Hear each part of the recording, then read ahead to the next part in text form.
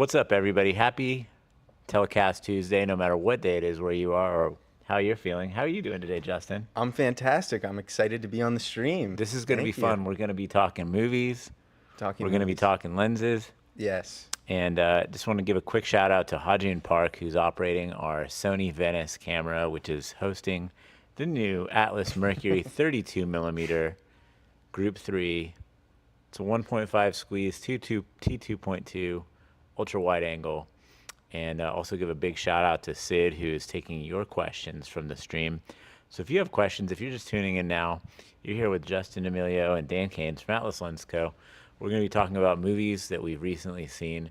And what has been on your mind? What have you Yeah. seen recently? Well, I've seen one battle after another and weapons, and I feel like we've been talking about weapons for a while. So I'm excited to hear what you thought of the movie. I'm super excited to get into it. And if you're anything like me, you probably were excited about this movie for a while, but you've been busy with life obligations and haven't made it to the movie theater until last week, like I did with my friend Henry. So Henry and I went and saw Weapons last week. And man, that is probably so far, honestly, my film of the year. I haven't yet seen one battle after another. So Yeah. everyone is singing high praise about Battle. And like, thankfully, not a lot of spoilers got to me about Weapons, but Yeah. Yeah, that's that one's hot on my mind. So, do you yeah. want to run us through how your experience was? You saw one battle after another at the Vista, Yeah, I'll talk about that and quickly. in Vista Vision. Yeah. Yeah, if you are in LA, you should definitely go check out one battle after another at the Vista. In Vista Uh, Vision. it was too cool.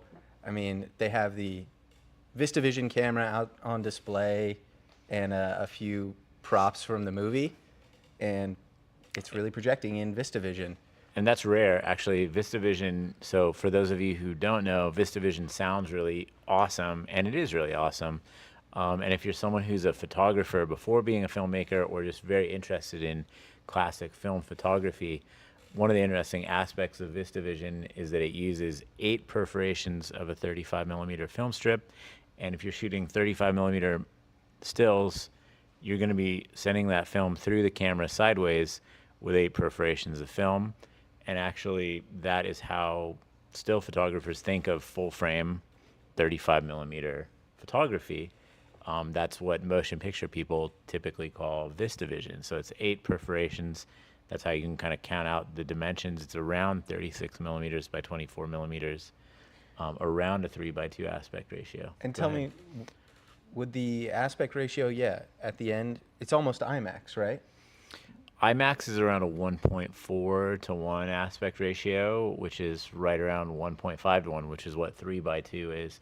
So it's pretty Yeah. close. It's more squares, not necessarily a wide vista in that sense. Although I think some of the early classic VistaVision films were panoramic in nature. Movies like Oklahoma, which is I believe one of the original old school VistaVision films. Yeah, I would like And to go back and watch an older VistaVision movie, because this one was so cool. I mean, it did have an almost square aspect ratio, and I'd be interested to see it in different formats and if the aspect ratio does change up more than it did at the Vista.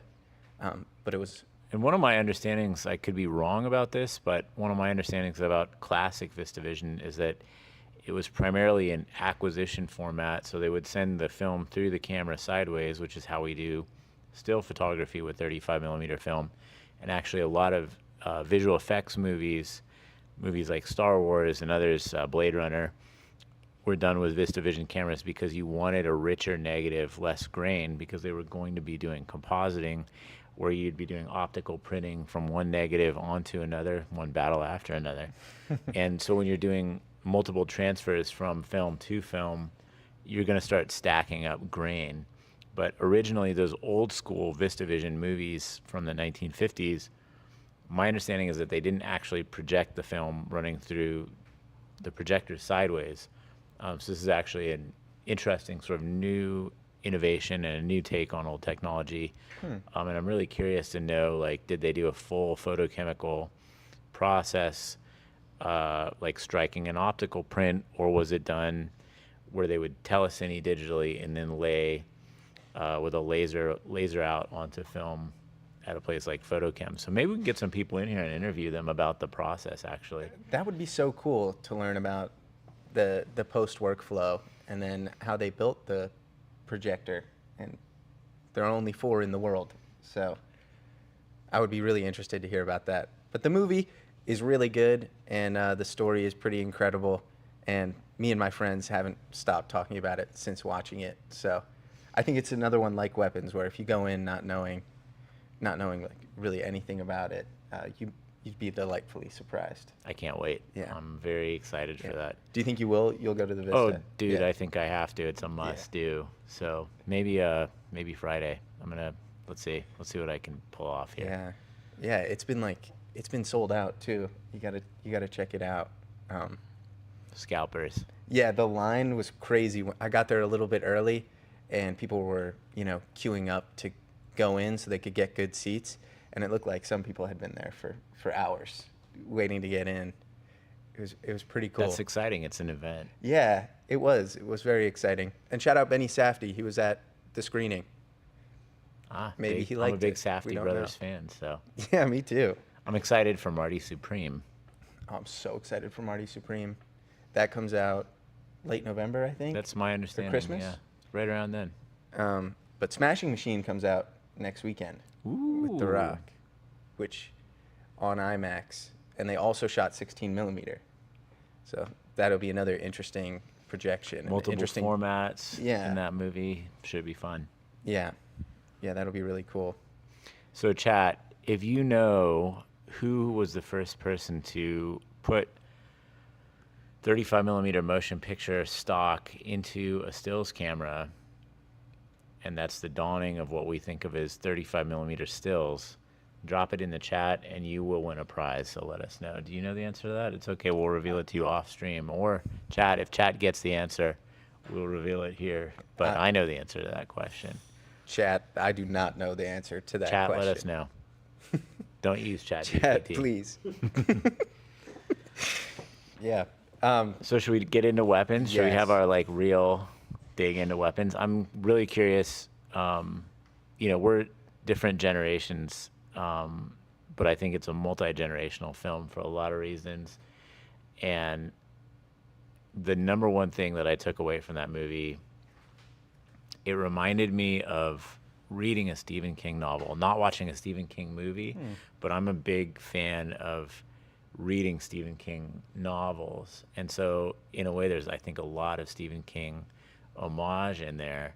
And I will get into some spoilers. So chat, if you haven't seen the movie and you don't want to hear spoilers about weapons, we're about to spoil the whole movie for you. Yes. So we're going to get personal, deep, and really run into weapons talk here. So Yeah. let's go. I'd love to hear your read. We don't have to censor anything. I want to hear from you Oh, first. okay. I want to give Yeah. you space to share your take on weapons and what you took away from it. Because I'm not even a big horror movie person, but for this movie, this was a very special movie, and it transcends horror into real life for me. Yeah. So I'd love to hear what your take was. I thought it was pretty powerful, and I really liked how the abstract parts weren't explained. The shot that sticks in my mind from the movie is the dream sequence that I believe it's Josh Brolin, and he looks above the house, and then there's the floating AR-15 with 217 on the gun. And we quickly move on from that, and it seems to suggest maybe what the theme of the movie is, but also it's just a super weird visual that kind of throws you off and scatters you, and that's how I felt throughout the movie. There's a lot of subtext, but if you just follow the story pretty plainly, swapping and switching through these different perspectives, it's quite absurd, and then the end is so satisfying. My other thing that I took away from this movie is that it's kind of a detective movie in the sense that we, as the audience, are brought along on the journey to try to unravel this mystery, right? So we're presented with a mystery where basically an entire class of students goes missing one day and doesn't show up to class except for one kid and the teacher. And so, you sort of have this theme of survivor guilt, but we also don't know. So we're also presented with this sort of structure. It's kind of like a Raymond Chandler novel in a way as well. So I took a lot of literary references from this movie and also just sort of encoding of meaning. Yeah. Like a lot of heavily encoded, but like not too deeply hidden messaging. Yeah. You Yeah. have the survivor guilt of this kid and this teacher, but you also don't know if the teacher is the villain. And at one point, someone paints witch on her car, and then we're thinking, is she the witch? Is she a witch? Like, it's Right. not necessarily revealed that it's even supernatural immediately. Yeah, no. At first she just kind of bears that guilt, and she does feel like it is her responsibility. And then it might be like 20 minutes into the movie where we jump to um, the police officer's perspective. Yeah. And And I would, based on some of her sort of unusual behavior, she seems innocent, but she also seems suspicious. So there's like some suspect things that are happening that make us go, is it her? Is she? And then, of course, the kid, you go to those classic tropes of like super possessed children of the corn type kid. right. But he's the victim, essentially. Like, he's the number one victim of the movie. Yeah. Um, Yeah, he we suspect him for quite a bit of time, too. yeah. Everybody around him does too. There no one can make sense of the situation, so blame just keeps getting passed around. Um, and it's pretty powerful, and if you're to relate it to, real life events of what could happen in a classroom, I think the theme and the parallel to, you know, violence in schools is pretty apparent, and that guilt seemed very real. So when following the story, like, you get wrapped up in it, and then when this supernatural element comes in, it kind of like explodes for me. It's really, it's really amazing. I mean, it's just such an incredible film, and I see it as sort of it's a trauma response, trauma therapy. So I'd see this as like a therapeutic movie in terms of coping with what, as a country, as a society, we're all facing in terms of school shootings, and that's the direct metaphor, I would say. But it's complex because it's more than just like a school shooter type situation where someone is, radicalized for whatever reason or dealing with mental health issues. Yeah. But this child is dealing with basically being under the spell of a witch, and we could theoretically surmise that, on one hand, like, the spell of certain normal social tropes that are happening these days, we can easily fall under the spell of certain things and believe a certain way, but be led into things that are not necessarily the best outcome for people. Yeah, yeah, the conscious choice to make the curse fall on the parents, um, and the kid kind of having to decide to help Gladys by kind of fueling them to save his parents or not. So that sacrifice, I think, kind of also maybe hints at a larger theme of what's going on in the country right now.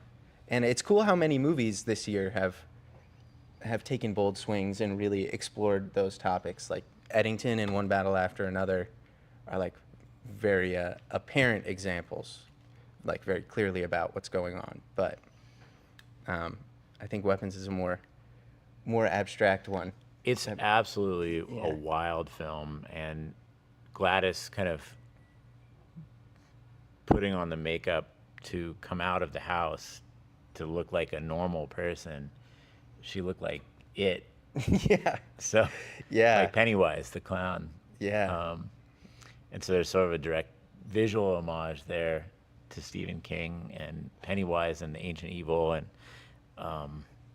Yeah. that was pretty fun. The first couple of shots of her, when it's just like a flash of a close up of her, kind of terrifying. Absolutely. The whole movie was, I was on the edge of my seat the whole time. Yeah. Yeah, me too. And it looked beautiful. I I believe it's an anamorphic movie. It is. Yeah. This movie was shot by Larkin Seipel, and he also shot Everything Everywhere All at Once. And the primary lens that they used for weapons was Arri Zeiss master anamorphic lenses. So it's interesting because the lenses were kind of, in a way, invisible in terms of not being overly heavy-handed and in anamorphic look, but there were shots in the same. There was a shot in a reverse where clearly the bokeh was anamorphic, and it had sort of a minimal but a little bit of vertical breathing, and I was like, is this T-series Panavision, or is this master anamorphic? And then the reverse shot was spherical, so they mixed spherical and anamorphic fairly significantly throughout the movie. And then I believe they also used Canon K35 lenses for some of the stuff as well. So like notably in a chase sequence where there's a lot of running handheld towards the end of the movie, where there's a certain kind of flare that comes in. Oh, okay, yeah. Do you remember like a sunburst, like God's eye flare comes Yes. in as they're running and chasing through the neighborhoods? I don't want to spoil exactly what happens, but even Yeah. though we said there would be spoilers, so Yeah. Yeah, and the camera work was pretty invisible too. That moment when the principal comes charging at her at a gas station and you follow her running, like I think it's just a long steady cam shot. That type of stuff in a horror movie always like keeps you so invested in what the character is going through, and you don't notice if it is like a longer one take. That's pretty beautiful.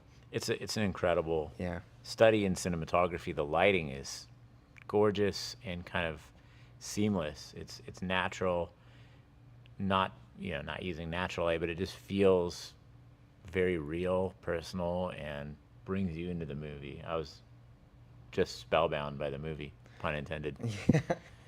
Yeah. Shout out Larkin Seipel. Shout out Swiss Army Man. He did that one as well. Yep. There's not a lot Fantastic. of movies that I can think of these days where the villain is a witch either. So I think like a supernatural horror movie with a witch as the antagonist was pretty cool to have featured. Yeah. Just straight up. And she's got a weird spell that she does that has multiple steps. It was cool to watch. Yeah. You know? Usually don't see that. It's usually like maybe a cult or something. And then sort of the rules that I think are kind of inferred for the witch, like these might be like normal witchcraft tropes, but like the fact that the principal's husband had to invite her into the home, like there could have been a moment where he's like, no, we're gonna stop this. I thought that was particularly prescient and real, and it kind of shows basically how in a society where we are more caring, more open, more compassionate, more empathetic, that doesn't necessarily protect us from a deeper evil that might pop in sometimes. And so the inability of that to prevent basically a tragedy feels prescient Yeah. to me, and kind of sad, because he's like, come in, sweetie, like it's gonna be okay. Like, he's taking, and the parents too, they took pity on the aunt Gladys, who's the witch, Right. and basically invited her into the home, and that's when all hell broke loose. So Yeah. Yeah, that's such a great moment. It's so tense at the door there. and shout out also to Whitmer Thomas, who's a pro skater and comedian. Yes. I saw him who at the played Elysian. dad. Oh, he was Yeah. there? I saw him at the Elysian not too long ago. He is so funny. He is goated, Yeah. absolutely goated, and his portrayal as the father was pretty fun, pretty Yeah. good portrayal. Like, all I'll say is like, there's a couple things that happen in the movie that are just absolutely gut wrenching for me, like the forks. I won't say exactly what happens with that, but the forks, that scene, I was just like, ugh, this is too much Yeah. for me personally. I'm not a horror guy, but Yeah. When she was asleep in her car toward the beginning, and oh the- my god. yeah, I believe the mom of the kid comes out. That was pretty crazy. It's crazy because that also kind of evokes stylistically Michael Myers and Halloween. Yeah. like the style of the pursuit. And it's like almost funny. Like it's so absurd how it's going, and the camera movement is so minimal that there were a few chuckles in the theater, but it was like such unease. So very cool. It's a crazy blend of horror, just really incredibly cool storytelling, iconic visual moments that are punctuating it throughout, and then comedy. There's actually like just enough comic relief to make you bear it. If there was no comic relief in this movie at all, I think it would be so bleak that it would be unbearable. Yeah. So that's, to me, this is a mark of true artistry. Like, you have a certain level of balance that makes it palatable. If there was no comic relief at all in this film, it's just so brutal Yeah. that it just is too much for me personally. So I'm grateful for those comedic relief moments, and you better believe I had a glizzy in celebration of the hot dogs. Yeah. If you're not familiar, just Google weapons hot dogs. Yeah, the comedy is needed, and I think it helps in the end when we get to that payoff. Like, people were cheering in the theater. And it's such an absurd visual. Not to directly say what happens at the very end, but how it all wraps up is pretty gnarly. Very gnarly. It's worth the watch. Worth a watch. Yeah, this horror movie was really good, but quickly another great horror movie this year was Bring Her Back by the I forget their names, but they used to be YouTubers, and they also did Talk to Me. Huh. And that was a crazy movie. Definitely recommend that too, but if you have the stomach for it. That one has some like pretty gruesome imagery, but a great horror. So if you were to rank, if we're doing selects for favorite movie of the year, how would you rank One Battle After Another versus Weapons? Having not seen One Battle yet, Yeah. but just having absorbed Weapons last week. It could be recency bias because I just saw One Battle After Another, but I do think that one.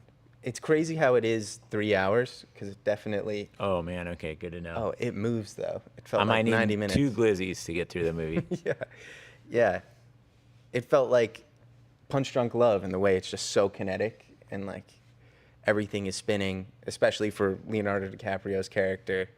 Yeah, I just loved the story. And I thought it was so cool what it was saying. And that he decided to make a movie about this. And I'm fascinated with how this movie came about. So been watching a ton of interviews recently about it. Well, chat, what are your favorite movie picks of the year? Let us know what you think we should go to the theater and watch right now. Drop everything that we're doing, leave the live stream, and just get to the movies and enjoy a film.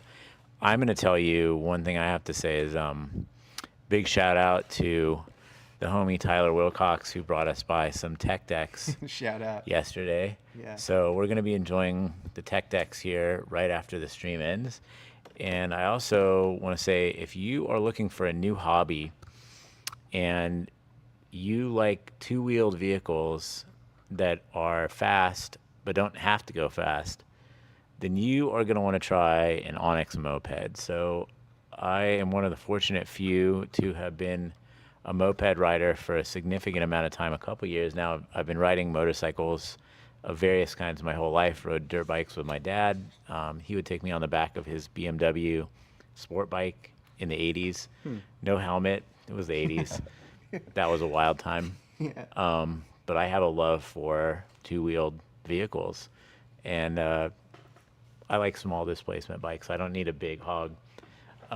So I've got the new Onyx RCR 80 volt here, and they just dropped that off yesterday. So big shout out to the folks at Onyx Motorbikes, Tim Seward, Ivan.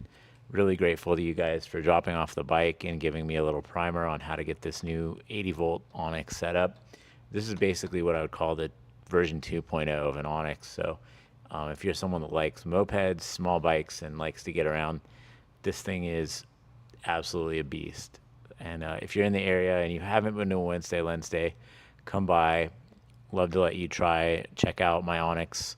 As long as you're going to be safe, you know, don't whiskey throttle my Onyx and crash it through the wall. We're both attempting wheelies at the end of the stream, so stick around. Stick around. No attempting, just straight wheelies. Yeah, yeah, but it's a very cool But product. it's a blast. It's absolutely insane. So it's a very refined moped experience. And yeah, let us know, chat, if you like mopeds or electric vehicles. We also have a guy here who is a big one-wheel person, and that would be Hajun. So Huge one-wheel guy. if you like one wheels, you're only short one wheel from the other wheel. I'm a two-wheel. Two wheels on the ground, unless we're doing the wheelie kind of thing. Yeah. That's my only one-wheel style scenario. I'm not a wheelie guy, but I couldn't do it. I'm a moped guy. So It has such a cool design, the Onyx bike. I mean, all their bikes. Their store is really cool in Frogtown. So come by a Wednesday Lens Day. If you haven't been to Wednesday Lens Day, what are you waiting for? Every Wednesday here in Glendale, California. And here comes our, oh my gosh, kickflip. Do a kickflip. Chat, if you've ever kickflipped a one wheel, let us know. What's the craziest trick you've ever done? Craziest trick? A wheelie? Pop shove it? The craziest trick. The craziest trick Hajin's ever Breaking a done. rib. He Check this bro out. did a rib pop. Don't do a dab. That's an air dab. Yeah. All right, watch out. Town, if you Wow. see a guy with a white helmet floating down the street like a UFO, don't hit him. That's Hajun. We need him. Protect this man at all costs. Be careful. Yes, be It's his careful. first time living too. You don't believe in reincarnation? What are you saying? No, I do. I don't know where we're going with that, chat, but if you have questions about Atlas lenses, come on down to a Wednesday Lens Day, or just drop your question. Sid and Hajun will relay them to us now. If you're just tuning in, why are you tuning in so late? You missed our whole stream, but you can find the stream in our YouTube channel under YouTube Live. You could also find it in our Reels on Instagram. Yeah. So if you haven't been to a Wednesday Lens Day, what are you waiting for? Come on down every Wednesday, 10:30 to 1:30.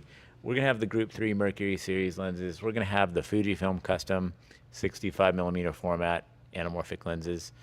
We're going to have our Orion series. We're going to have bagels. We're going to have coffee. Tomorrow's a big day, right? Yeah. Tomorrow is the special official Official launch. Group 3 Mercury Series launch party. Homies, come down. We got a 24mm Mercury right here. You're looking at us through a 32mm Mercury, and we got the 27.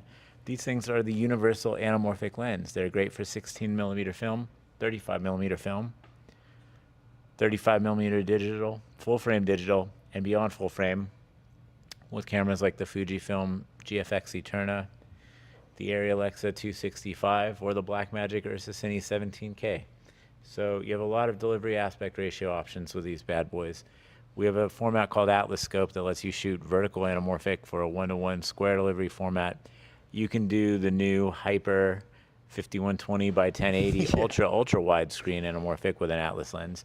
Some of our viewers and users have already done that. So why, the trend is not over. I mean, No. I know it was a whole week ago, but you could Yeah. still do it. So come down. We'll see you at Wednesday Lens Day. And chat, if there's any questions, we'll take those now. Otherwise, see you at the movies. This is your chance to ask right. questions before we disappear. No questions. Well, All right. Come check out Wednesday Lens Day tomorrow. It'll be a big one. You don't want to miss it. That was pretty bonkers in weapons, though, right? I mean, is there anything else we didn't get into with the weapons that, like... Yeah. Rifle above the roof shot. Yeah, what do you... I mean... what's my interpretation? Yeah. It's that, well, first of all, 2:17 a.m., I have to feel that there's a reason that 2:17 a.m. is the reason that all the kids left the house. Could just be happenstance. I mean, we don't necessarily figure it out from the movie. It's kind of unexplained. But I have a feeling there's some meaning encoded in there. 17 minus 2 is 15.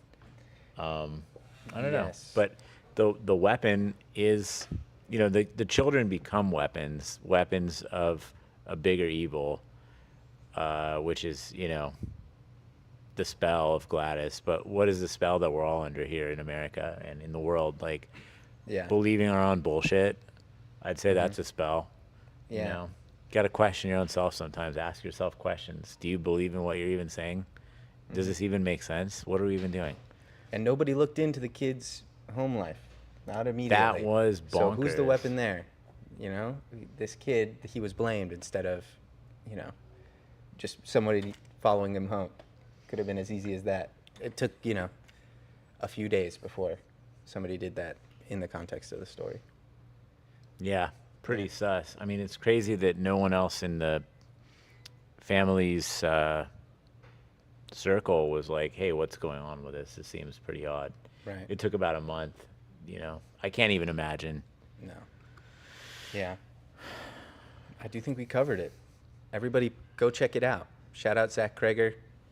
Can't wait to see the next movie he does. Yeah. All right. See you tomorrow, Wednesday. Yes. Thanks for tuning in. Take care.